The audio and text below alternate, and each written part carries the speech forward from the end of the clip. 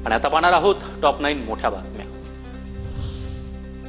रवींद्र चव्हाण यांनी प्रदेशाध्यक्ष पदाचा पदभार स्वीकारला। भाजप कार्यालयामध्ये रवींद्र चव्हाण यांनी पदभार स्वीकारला। यावेळी भाजपचे अनेक नेते देखील उपस्थित।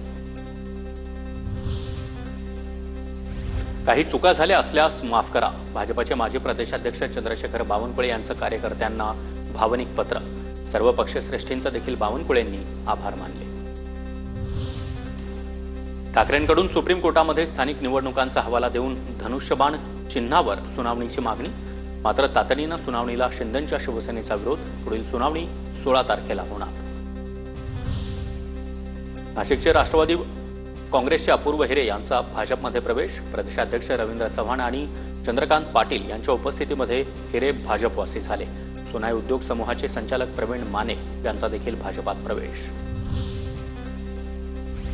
नाराज संजय पवार यांनी उद्धव ठाकरे यांची भेट घेतली। माझी नाराजी पूर्णपणे दूर झालेली नाही।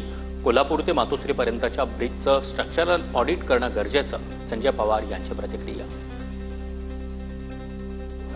नाराजी दूर झालेली नाहीये, परंतु जे काय तिथं घडलं काय नाही घडलं तर मी एवढंच साहेबांना विनंती केली, जो कोल्हापूर ते मातोश्री मधला ब्रिज आहे तो त्या ब्रिजचं स्ट्रक्चर ऑडिट होणं अत्यंत गरजेचं आहे।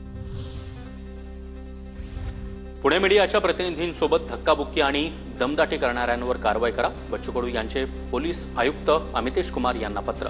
पुण्यामध्ये प्रहार संघटनेचं आंदोलन करताना पोलीस कर्मचाऱ्यांनी पत्रकारांना धक्काबुक्की केली होती। यवतमाळमध्ये अयोध्या पौळ यांच्या विरोधामध्ये शिंदेंच्या शिवसेनेची महिला आघाडी आक्रमक। पौळ यांच्या विरोधामध्ये अवधूतवाडी पोलिसात तक्रार दाखल।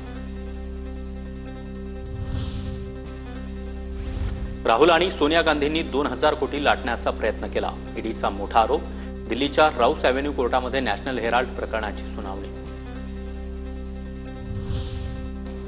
नांदेडमध्ये 4453 शेतकऱ्यांच्या नावानं बोगस पीक विमा। खरीप 2024 पीक विमा प्रकरण उघडकीस।